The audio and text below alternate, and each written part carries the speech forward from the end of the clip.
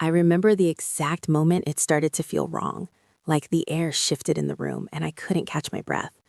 I was sitting at the kitchen table in our tiny suburban house in Naperville, nursing a lukewarm cup of coffee that had been sitting too long, staring at the pile of bills and school forms scattered across the counter. My husband, Ryan, had left early for work as usual, his tie slightly crooked, hair still damp from the shower. It was a Tuesday, unremarkable, except that my son Tyler had been unusually quiet that morning, hovering near the fridge as if he had something on his mind. Normally, he'd be laughing at some dumb TikTok or begging for one more minute of video games before school, but he just stared at me, shoulders tense, like he was holding a secret too heavy for his 11-year-old frame. I asked him what was wrong, trying to mask the irritation creeping into my voice because I had bills to pay, emails to answer, and just the general exhaustion of keeping everything together. Tyler hesitated, then muttered something about a friend at school, something small and innocent, but there was a tremor in his voice that didn't belong. I pushed him gently, thinking maybe it was bullying or a problem with a teacher, but he kept looking down, fiddling with the hem of his shirt. The way he avoided eye contact, the stiffness in his jaw, set off alarms I didn't fully understand yet. I didn't realize then that the alarms weren't about school or friends. They were about me. The first real warning came a few weeks later on a Friday night. Ryan had stayed late at the office, again, and I was left alone, trying to make dinner and stop Tyler from staring at his phone like he was waiting for something. He slipped out of the room quietly and returned with a folded piece of paper he handed me silently. I unfolded it, expecting a note from school or maybe a drawing, but instead it was a message in handwriting I didn't recognize at first. My stomach sank. It wasn't addressed to me, and the words made my blood run cold. It was from Ryan, but not to me. It was a personal message to Tyler, written on a sticky note. "Don't let anyone see this. Keep it between us. You're doing great." I remember standing frozen in the kitchen, the skillet sizzling on the stove, half-cooked pasta sticking to the bottom, because the words didn't make sense. Doing great? What did that even mean? My mind raced, trying to rationalize, trying to tell myself I was overreacting, that maybe it was a note about a school project or something silly I didn't understand. But the way Tyler's eyes were on me, wide and guilty, shattered that possibility immediately. He nodded slightly when I looked up, almost pleading, like he couldn't say it out loud but wanted me to know he hadn't done anything wrong, or maybe that he had, and it was too late to stop it. That night I couldn't sleep. I lay in our bed, listening to Ryan snore softly beside me, pretending everything was normal, while my brain replayed that sticky note over and over. I kept thinking about Tyler, about the trust I had built with him, and about Ryan. It felt impossible to reconcile the idea of the man I had married, my partner, the father of my child, with the words I had just read. My mind refused to let me rest. Every time I closed my eyes, I saw Tyler's hesitant face, his tiny hands clutching the note, and the warmth of Ryan's smile that now seemed like a mask. I didn't know how to confront it, or if I even could. The next morning, I tried to act normal, but Tyler was even more distant than usual. I made pancakes, poured orange juice, asked him about school. He answered in one-word sentences, eyes darting around like he was waiting for someone to catch him in a lie. I wanted to scream, to shake him, to demand the truth, but there was a strange fragility in him now, a fear I had never seen in my own child. I realized then that whatever was happening, it wasn't just about betrayal, it was about how it had infected the person I loved most. I started noticing little things. Ryan's phone, which he normally left on the counter, was now always in his pocket. His late nights at work became more frequent and his excuses more elaborate. And Tyler began asking to spend more time at friends' houses, always vague about which friend, always insisting I didn't need to know. I caught him once staring at his phone screen over his shoulder, and for the first time I felt a chill of recognition, the same messages, the same tone that had been on the sticky note. I didn't want to see it, but I couldn't look away. It escalated slowly, insidiously. Ryan's presence in the house felt different. He was more attentive sometimes, almost charming, but with a sharp edge, like a mask that didn't quite fit. He would compliment Tyler in ways that made me flinch, call him his little man with a look that was too personal, too intimate for a father and son. I tried to tell myself I was imagining things. Maybe I was just stressed, maybe I was paranoid. But the gut feeling I had that first morning, the one that made me freeze at the kitchen table, never left. One afternoon I came home early from work. I wanted to surprise Ryan, maybe try to repair some of the tension I felt building in the house. I walked in to find Tyler in the living room, curled up on the couch, phone in hand, and Ryan sitting across from him on the floor, leaning so close I could see the way Tyler's lips moved as they whispered to each other.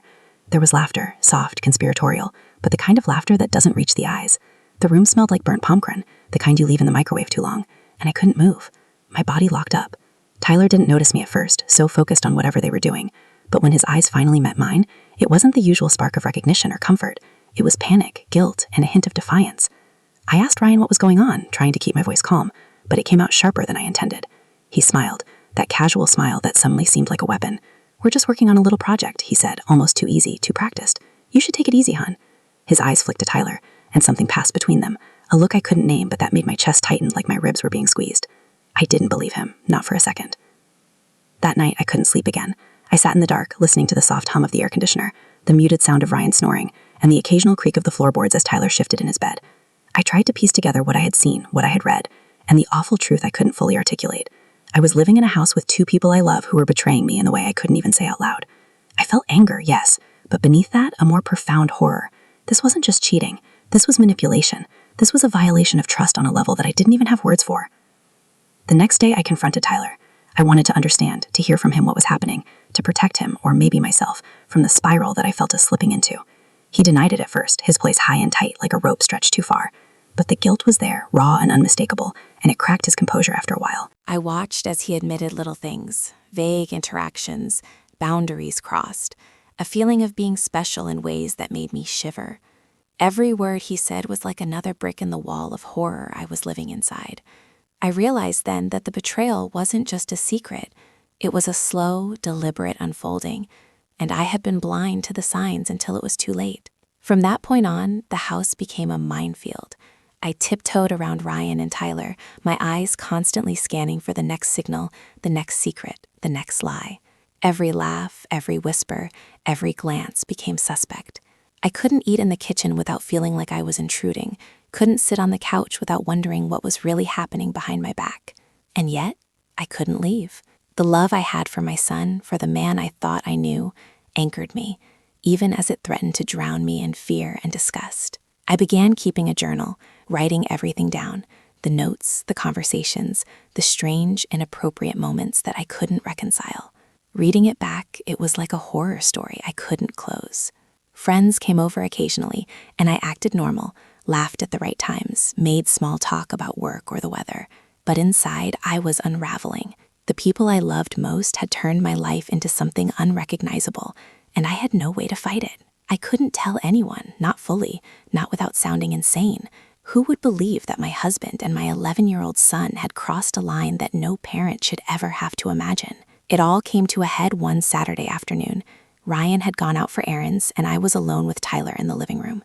I was sorting laundry, trying to distract myself from the knot in my stomach that never seemed to loosen, when Tyler came up to me, hesitant, holding his phone like it was a bomb. "Mom," he said quietly, almost in a whisper, I think he wants to take it further." My heart stopped. I dropped the shirt I was folding and looked at him, stunned. He held up the phone, and the screen showed messages that were clearly from Ryan, messages that were... I couldn't even finish reading them without my stomach twisting into knots. The fear, the shame, the confusion, it all collided in me at once. I realized that I was facing a choice I had never imagined I'd have to make. Do I confront Ryan with what I've discovered, knowing it could explode everything? Do I protect Tyler and try to shield him from the man he calls dad, knowing it could destroy our family? Or do I stay silent and pretend, letting the line between love and horror blur until I can't tell the difference anymore? I sat down on the couch next to Tyler, holding him, feeling the tremor in his small body, and I finally allowed myself to cry. Not just for him, not just for me, but for the life we had lost before I even realized it was gone. The weight of everything pressed down on my chest like a physical force, and for the first time, I felt the terrifying clarity of what had happened. My husband, the man I had trusted with everything, had crossed a line so grotesque and unimaginable that I wasn't sure I would ever recover. And my son, my own child, had been caught in the middle, manipulated, drawn in, and now was complicit in his own innocence being violated. I realized then that the story I had been living wasn't just about cheating or betrayal in the usual sense. It was about a deeper, darker manipulation that had wormed its way into the most sacred parts of our lives. And the truth was that I couldn't ignore it anymore. I couldn't pretend. I couldn't just fix it with conversation or counseling. Something had to change, but I had no roadmap, no guide, no idea how to navigate this nightmare without losing pieces of myself along the way. I spent the rest of that Saturday curled up on the couch with Tyler, talking in fragments, whispers, half-truths, trying to gauge his understanding, his feelings, his fear. He would look up at me with tear-stained cheeks and say things that made my blood run cold. He said he loved his dad, he didn't want to get him in trouble, he didn't know how to stop it. And I held him, telling him nothing, feeling nothing, because words felt useless. The enormity of it, the betrayal, the secrecy, the manipulation, was like a tidal wave, and I had no idea if we would survive the crash.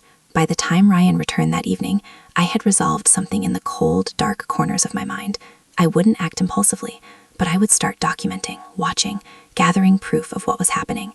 And most importantly, I would protect Tyler, even if it meant facing the man I married in the most brutal, honest way possible. That night, as we sat at opposite ends of the couch, the air thick and oppressive, I understood the truth. Our family as I knew it was over, and what came next would either destroy us entirely or force a reckoning we had never been ready for. And yet, despite all of it, despite the disgust, the fear, the heartbreak, there was still a flicker, a hope maybe, that my son and I could survive this, that somehow, in the wreckage of everything I thought I knew about love, trust, and family, we could find a way to hold on to each other. But I knew in the deepest parts of me that the path forward would be brutal, unrelenting, and full of moments I wasn't sure I could endure without breaking completely. The days after that Saturday became a blur, each one heavier than the last. Tyler retreated further into himself, his small body hunched over his phone, whispering under his breath when Ryan was around, glancing nervously at me as if I were both a shield and a threat. I didn't speak to Ryan directly about what I had found yet. I wasn't ready, but I started noticing patterns, tiny details that finally made the sticky note make sense. The subtle touches, the little inside jokes Ryan had with Tyler that weren't funny or innocent, the way Tyler's eyes would light up when Ryan was near in a way that made my stomach twist. The realization that my own husband was manipulating our son, grooming him in ways that were horrifying and intimate, settled over me like ice. I started documenting everything obsessively. I had a notebook I carried everywhere, writing down every strange comment, every odd glance, every moment that didn't feel right. I became a shadow in my own house, silent, always observing. Tylen noticed my hyper-awareness and sometimes tried to warn me, to tell me I didn't understand, that I was overreacting, that Ryan wasn't doing anything bad. And every time he said it, my chest tightened. Part of me wanted to believe him. He was my son, after all. But I couldn't unsee the messages, the way Ryan had spoken to him, the way he had isolated him slowly. The fear wasn't paranoia. It was proof. One night, I stayed up until 2 a.m. going through Tyler's phone when he had fallen asleep. It was a risk, but I couldn't wait any longer. Every notification, every deleted message, every accidental app Ryan told him to use told me the same story. Ryan had been grooming him for months, using small, seemingly innocent privileges to create loyalty and secrecy. The words on the screen made me want to scream, made me want to throw the phone across the room, but I knew that would alert Tyler or Ryan. I had to stay calm, or Tyler could become more entangled. The next morning, Tyler came downstairs quietly. He looked tired, pale, haunted in a way no 11-year-old should. I tried to make breakfast, my hands shaking as I scrambled eggs and poured coffee. He watched me, hesitant, and I realized then that he was afraid. Not of me, not really, but of the consequences if I acted. He was torn, trapped between loyalty to his father and the horror of what I knew. I tried to speak gently, testing the waters, but all I could do was ask questions and hope he would answer honestly. Each response felt like walking on a tightrope over a pit that I didn't want to fall into. School became another battlefield. Tyler started asking to be picked up at odd times, claiming stomach aches or headaches, and I caught him sneaking out with Ryan's car a few times under the guise of errands. It was clear now that Ryan was orchestrating moments alone with him, making opportunities for those projects that weren't projects at all. I felt sick, furious, and powerless all at once. I tried to intervene, but any confrontation seemed to push Tyler further away. He was caught between fear, love, and confusion. And Ryan? Oh, Ryan. He was calm, almost smug in his manipulation, pretending to be the perfect husband while quietly undermining me at every turn.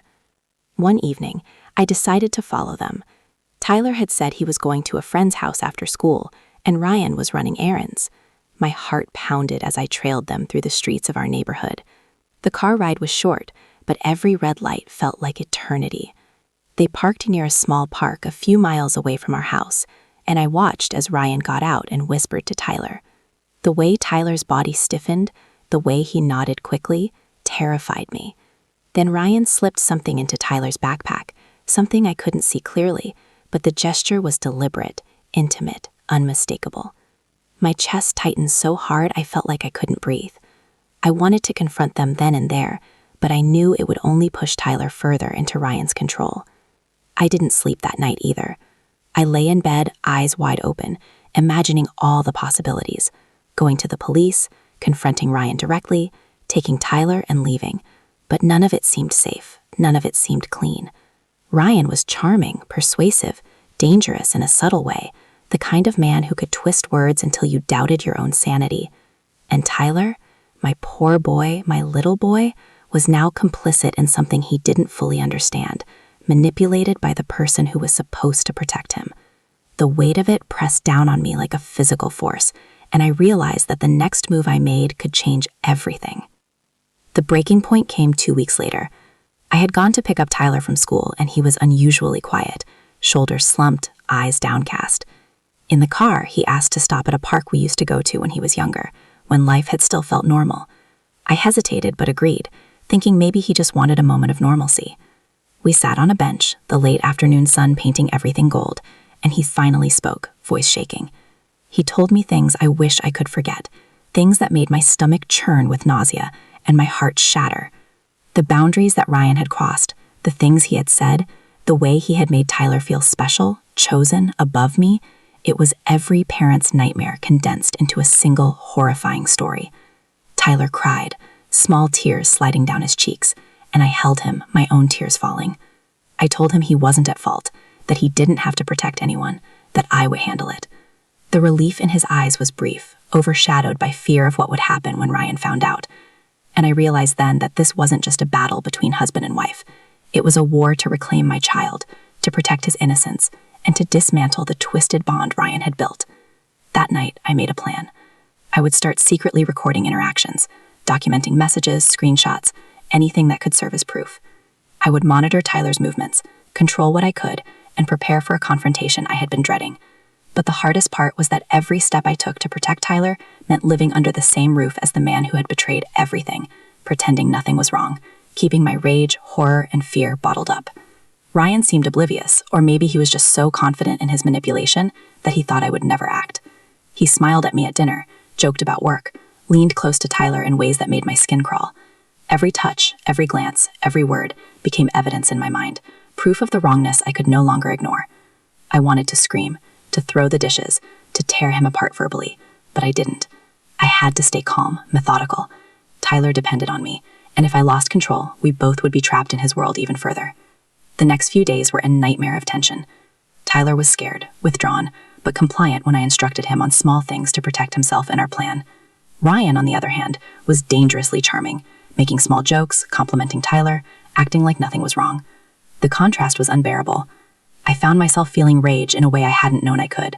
Rage for my son, rage for the betrayal, rage for the fact that the man I had trusted with everything had become a predator in my own home.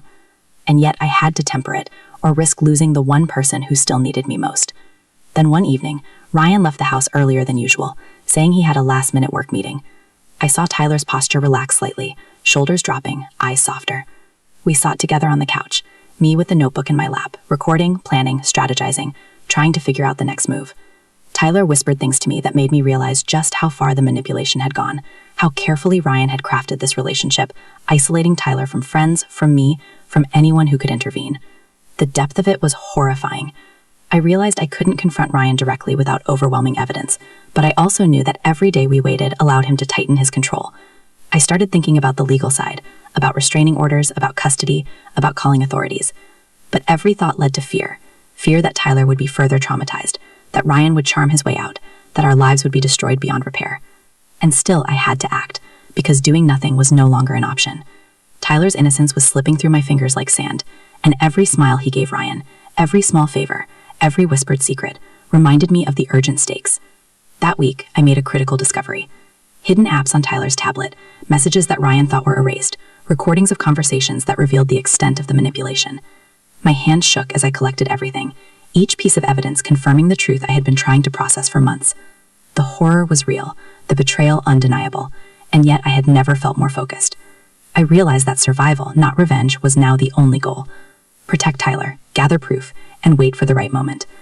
Late that night, I watched Ryan from the living room doorway as he lounged on the couch, scrolling on his phone. The familiarity of his presence, once comforting, now felt poisonous. Tyler was asleep in his room, safe for the moment, and I felt a strange, hollow relief. But it was fleeting. The knowledge that Ryan had been crossing boundaries for months, using my own child as a pawn, made my stomach churn. I couldn't forgive, I couldn't forget, and I knew that when confrontation came, it would be a battle unlike anything I had ever imagined. I lay in bed that night, mind racing, plotting, replaying the messages and the moments in my head, and for the first time, I felt a grim clarity. This wasn't just about infidelity in the traditional sense. This was about survival, about reclaiming my family from a man who had turned love into control and manipulation. I felt exhausted, terrified, and strangely determined. Whatever came next, Tyler and I had to be ready. Whatever it took, I would not let him suffer under Ryan's control any longer. And yet, a small, desperate part of me couldn't shake the question that haunted me constantly. How had I missed it for so long? How had I not noticed the subtle ways Ryan had wormed his influence into Tyler's life? The guilt was suffocating, but I had no time for it. The next steps had to be careful, calculated, precise. There could be no mistakes, no hesitation. The next move could either save my son or make everything worse. And in that tense, impossible space, I realized that I was no longer just a mother. I was a strategist, a protector, and the only shield Tyler had against the man he still loved, despite everything. The tension in the house became unbearable after that week. Tyler started sleeping in bits and pieces, waking up at odd hours, whispering into his pillow. I could hear him from my bedroom, murmuring things that made my chest tighten, like fragments of a secret language only he and Ryan understood. I tried to comfort him, tried to reassure him that none of this was his fault, but his body was tense even in sleep, his small hands clutching blankets as if they were shields against something he couldn't name. I realized then that Ryan had left marks on him that weren't visible, scars that no one could see but that were buried deep inside his mind. I had to move carefully. Any overt action could push Tyler back into Ryan's control, deep in the confusion, or make him feel complicit in something he couldn't yet fully understand. I started recording everything I could, phone messages, conversations, even snippets of dialogue I could catch when Ryan was distracted. I became obsessed, watching for patterns, learning his schedule, memorizing every quirk, every manipulative tactic. I hated myself for what it had come to, the level of vigilance I needed just to keep my son safe, but there was no alternative. The house had become a battlefield, and I was the only one willing to face it openly. One night, Ryan came home late. I had already been in bed for hours, trying to get a moment of sleep while Tyler lay restless beside me. I could hear the front door open and close quietly, the familiar creak of the floors under his weight. I didn't move at first, just listening, heart pounding, waiting for the inevitable. I could hear Tyler shifting nervously in his room, and I knew immediately that Ryan had found a way to be alone with him again, to whisper words that twisted loyalty into fear. I felt helpless, but I also felt rage rising, a raw, furious, protective rage that made my hands tremble. The next morning, I sat Tyler down at the kitchen table, hands wrapped around a mug of coffee I didn't want to drink. "Ty," I said quietly, "we can't let him do this anymore. You understand that, right?" He nodded slowly, avoiding my gaze. "I know, Mom. I just don't know how." His voice was small, fragile, and my heart ached. I had always known parenting would be hard, that protecting him would be a challenge, but nothing could have prepared me for this. A man who was supposed to be his father, corrupting the very bond that should have been sacred. I started planning in earnest.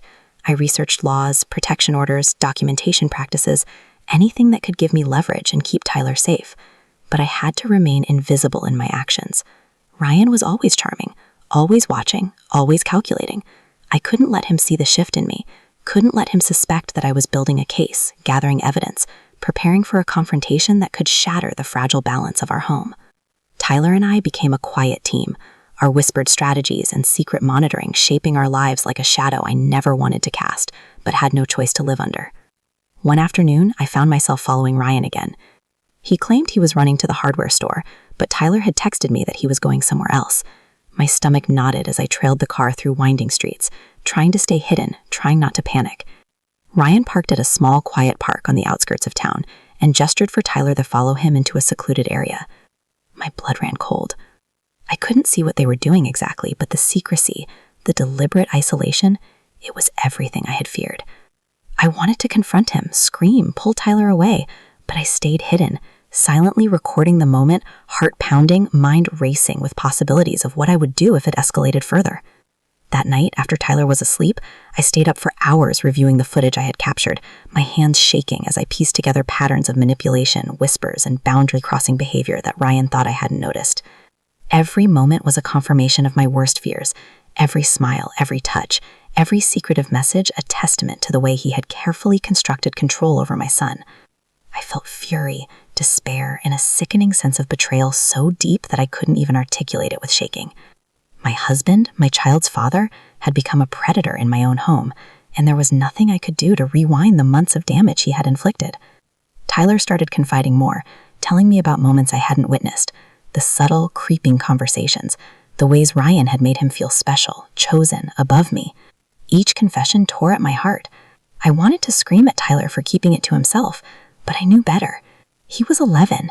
He was terrified and confused. I held him close, soothing him, whispering that it wasn't his fault, that I would handle it, that we would get through it. And as I held him, I realized that everything I had known about love, trust, and family had been twisted into a nightmare. The tension reached a peak one Saturday afternoon. Ryan had gone out to run errands, and I decided to confront Tyler about the messages he had received during the week. Sitting on the couch together, I gently asked him to show me everything. His small hands trembled as he handed me the phone, and I stared at the screen, unable to fully comprehend the manipulations, the twisted words, the way my son had been caught in a web of secrecy and guilt. I felt a hot surge of anger, the kind that made your vision blur and your chest ache. But I stayed calm. I had to. Tyler needed me strong, not furious. We devised a system. Tyler would let me know when Ryan was attempting to isolate him, when he sent messages, when he whispered in ways that made Tyler uncomfortable. I would document, record, and save everything, preparing for a confrontation I had been dreading. The house became a tense, silent theater of observation. Every laugh, every glance, every whispered word was scrutinized, cataloged. Tyler and I were in constant communication, a silent agreement to protect ourselves and build evidence without alerting Ryan. It was exhausting, terrifying, but necessary. I began noticing more overt attempts by Ryan to assert influence, small manipulations that became bolder over time. He would comment on Tyler's clothing choices, his hobbies, subtly undermining my authority, inserting himself as the ultimate arbiter of what Tyler should like, do, or say. The intimacy of these interactions, the way Tyler deferred to him, made my skin crawl. I felt rage, despair, and a haunting sorrow for the child I had raised and now watched being drawn into a relationship that was so deeply wrong. One evening, Ryan returned unexpectedly early. I had been reviewing messages and organizing evidence, Tyler sitting quietly beside me, attempting to stay calm. Ryan walked in, all smiles, acting as if the house was normal, that nothing was wrong. My stomach twisted. Every instinct screamed at me to act, to confront him, but I forced myself to breathe, to remain composed. Tyler looked at me with wide, fearful eyes, silently pleading for me not to explode. I nodded subtly, signaling that we had to wait, that the confrontation needed to be carefully executed. Days blurred into each other. I became hyper-aware of every interaction, every subtle touch, every whispered conversation. Tyler's school life became regimented, his outings monitored carefully, and I began planning an eventual confrontation with Ryan that would force him to reveal the truth without allowing further manipulation. The weight of living under the same roof as a man who had betrayed everything was crushing, but I had no alternative. Survival, protection, and careful strategy became my only focus. Then came the moment I had feared and anticipated simultaneously. Tyler came to me one afternoon, pale and shaking, phone in hand. Ryan had crossed a line that could not be ignored, a line that confirmed everything I had documented and feared. The messages were explicit, undeniable, and the urgency to act was immediate. I felt fury, horror, and determination coiling inside me like a live wire. Tyler's small hand gripped mine tightly, eyes wide and tear-filled, and I knew that whatever happened next, I had to protect him fully, no matter the cost. I spent the night planning, organizing evidence, preparing for the confrontation that could shatter everything. The next day, I would have to face Ryan, expose him, and finally reclaim some measure of safety for my son. But even as I plotted and strategized, a deep, gnawing fear remained. Ryan was dangerous, manipulative, and cunning. I didn't know if he would admit anything, if he would twist the story, if he would try to punish Tyler for speaking out. I felt sick with anxiety, knowing that our lives hung in a delicate, terrifying balance. I stayed awake most of that night, reviewing every message, replaying every interaction, rehearsing the confrontation over and over in my head. Tyler lay asleep beside me, small and fragile, and I felt an immense, almost unbearable weight of responsibility. This wasn't just about betrayal or infidelity anymore. It was about protecting my child from a man who had manipulated him, twisted love into control, and poisoned the foundation of our family. I whispered to myself that I had to be strong, that we had to survive, that Tyler's life depended on me. Morning came, and with it, the tension that had been building for months became tangible. Ryan moved through the house with his usual ease, unaware that I had everything ready, that Tyler and I were silently aligned, that the confrontation was imminent. Every smile he gave, every casual remark, every gesture made my stomach churn, and I realized that the final act, when it came, would either save my son or destroy him further. There was no turning back, no waiting, no hesitation. And as I sat at the kitchen table, evidence laid out, Tyler beside me, I finally understood the depth of what I was up against. The man I had trusted with everything had become a predator in my home, and I was the only one who could stop him. My heart pounded, my hand shook, and yet beneath the fear, a steely resolve had settled in me. The confrontation was coming, and I would face it with everything I had, no matter the cost, no matter the heartbreak, no matter the danger. The morning was heavy, like the air itself had been compressed by the tension in our house for months. I sat at the kitchen table, evidence spread before me, screenshots, recordings, and my carefully detailed journal, while Tyler perched on the edge of the table, quiet, tense, scared. He looked small, fragile, and terrified, and I felt an ache in my chest so deep I wasn't sure I could breathe. We both knew what had to happen, and the weight of it pressed down like a physical force. The confrontation with Ryan. No more hiding, no more pretending, no more delaying. Ryan came downstairs casually, whistling, completely oblivious to the storm waiting for him. He poured himself coffee, made a small joke about how quiet the house was, and leaned casually against the counter, like nothing was wrong. My hands clenched around the evidence in front of me, and for a moment I had to close my eyes and breathe deeply to steady myself. Tyler's small hand found mine, and I squeezed it tightly, a silent reminder that we were in this together. I looked up at Ryan, and something shifted in me. The fear was still there, but it was tempered by a fierce determination. I wasn't letting him manipulate us any longer. "Ryan," I said, voice steady despite the tremor in my chest, "we need to talk. About Tyler. About us." His eyebrows rose, a practiced look of surprise and curiosity crossing his face. "Sure, what's this about?" he said casually, taking a sip of coffee, not yet realizing that the conversation was no longer casual, no longer under his control. I laid out everything I had, the messages, the notes, the recordings, the small manipulations that had built up over months. I watched his face as I spoke, every flicker of recognition, every attempt at charm, every micro-expression that betrayed his confidence.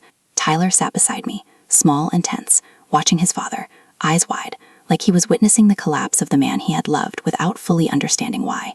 The atmosphere in the kitchen was thick, almost suffocating, the weight of months of secrets and lies pressing down on us all. Ryan's reaction was immediate. First, denial. Sharp, fast, practiced. "You're reading into this too much," he said, voice calm, a faint smirk on his lips. "You've always been paranoid." My chest tightened, anger coiling in my stomach, but I didn't flinch. I had the evidence. The recordings, the messages, they didn't lie. I slid them across the table one by one, letting him read them himself, forcing him to face the reality he had tried to hide. His denial faltered as he read. The smirk vanished, replaced by a flicker of panic, the smallest crack in his armor. Tyler's eyes shifted from me to Ryan. Confusion and fear mirrored in his gaze. He didn't understand all of it, not fully, but he felt the shift, the rupture, the breaking of the illusion he had clung to. I saw Ryan's body language change, the casual, confident stance replaced with a tense, defensive posture, shoulders tight, eyes darting for any angle of escape, any way to regain control. "You're lying," he said finally, voice tight, strained. "This isn't how it looks." I shook my head, my hands steady despite the shaking in my chest. "It looks exactly how it is. You've been manipulating Tyler, crossing boundaries that should never exist between father and son, and I have proof." My voice was calm, but beneath it, a storm raged. Tyler's small hand squeezed mine again, grounding me, reminding me that this wasn't about revenge, it was about protecting him. Ryan tried to talk over me, tried to charm, to twist, to gaslight, but I had anticipated it. I played the recordings, showed him the messages, the notes, the interactions he had thought were secret. Each piece was undeniable, a record of the months of manipulation and deceit. His face went pale, lips pressed thin, eyes wide in a way I had never seen before.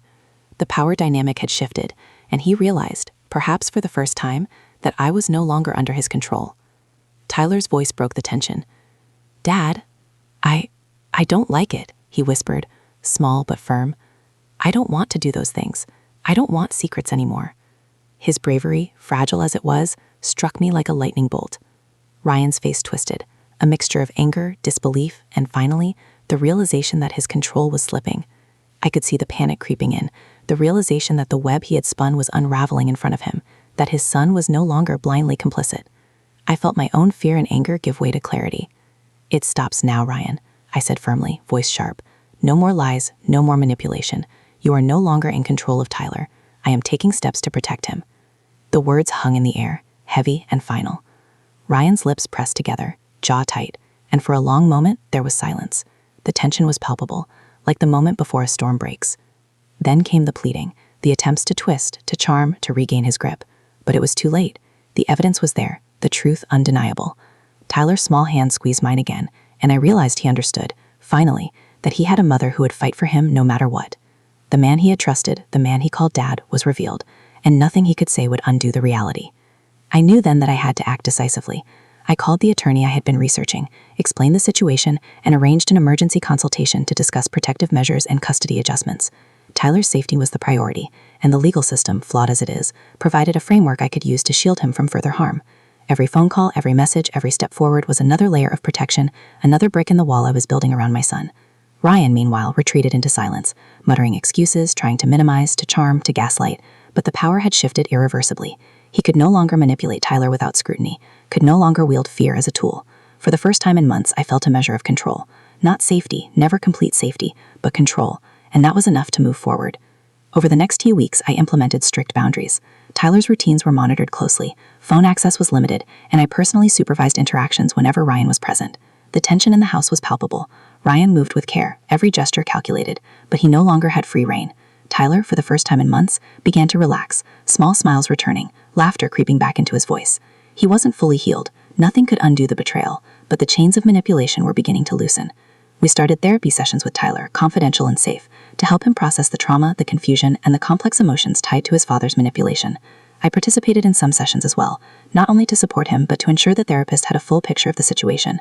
Watching him speak, seeing the honesty in his eyes, feeling the relief wash over him, gave me a strength I hadn't known I possessed. We were reclaiming parts of our lives that had been stolen, step by painstaking step. One night, after Tyler had gone to bed, I sat in the living room staring at the quiet house. Ryan was upstairs, pacing perhaps, or maybe planning his next move, I didn't know. But I felt a sense of grim satisfaction. The manipulation, the secrecy, the betrayals, they were exposed, and now finally I had the tools to protect my son. The months of fear, obsession, and sleepless nights had led to this moment. We had survived the worst of it, and while the road ahead was still dangerous, I was no longer paralyzed by it. Tyler came down later, small and hesitant. He climbed into the couch beside me, and I held him, feeling the tremors of fear and relief in his tiny body. "Mom," he whispered, voice trembling, "are we safe now?" I stroked his hair, heart aching, whispering back, "We're safe. We're safe together. Nothing will hurt you now." The words felt heavy with meaning, a promise I intended to keep at any cost. For the first time in months, I believed them. In the days that followed, Ryan's behavior shifted subtly. He was still in the house, still present, but the ease with which he had manipulated Tyler was gone. Every interaction, every attempt at control was met with scrutiny. The charm, the casual ease, the power, it had all eroded. And Tyler, slowly, tentatively, began reclaiming his own sense of self, laughter returning in small bursts, his eyes no longer wide with fear, but bright with trust again. We didn't talk about the months of manipulation in detail. Tyler wasn't ready for the full weight, but we acknowledged it in small ways, validating his feelings, reinforcing boundaries, and rebuilding trust. It was painstaking, exhausting, and often terrifying, but it was real. The nightmare had been exposed, and while it would take time to heal, the first steps towards safety, autonomy, and clarity were taken. One evening, as we sat together on the couch, Tyler leaning against me, I realized something I hadn't allowed myself to feel in months. Relief. Not complete relief, nothing could undo the months of betrayal, but relief that the darkness had been confronted, that we had survived it, that Tyler was beginning to feel safe again. I kissed his hair, whispered that I loved him, and felt a fragile sense of victory. We had faced the unthinkable and lived to tell it. I knew that Ryan would remain a part of our lives in some way, at least for now, but the dynamic had irrevocably shifted. The secrets were gone, the manipulation exposed, and Tyler's safety prioritized above all else. We had survived the worst of it, and the future, while uncertain, was ours to shape. And as I held my son close, feeling the tremors of fear and relief ebb and flow, I realized that no matter how dark a betrayal had been, our bond, tested, strained, but unbroken, was stronger than any manipulation, stronger than any deceit. We had crossed the threshold together, Tyler and I, and emerged on the other side. And while the scars remained, both visible and invisible, we were still here, still breathing, still fighting, and most importantly, still together. The nightmare was over, for now, but the resilience we had forged in the fire of betrayal would carry us forward, one day at a time.